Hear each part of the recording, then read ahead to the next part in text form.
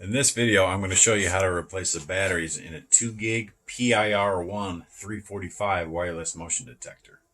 First thing you're going to do is contact your monitoring service and have them set your alarm system to test. Next, go directly to your motion sensor that's having battery issues.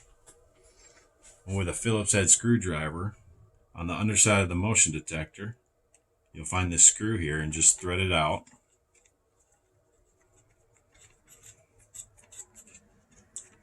Once the screw is removed, the cover will come right off. And in this housing here is where you'll find the battery. You take that battery right out of there. And that battery should be a CR123A battery. You'll get your new battery. And make sure to follow the diagram there in that little slot with your new battery. Put that new battery back in there.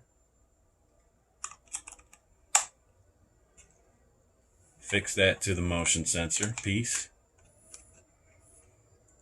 Take your screw and your screwdriver.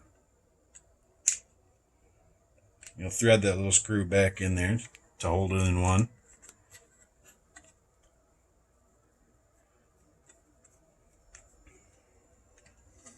And with that, it should clear the trouble on your security panel.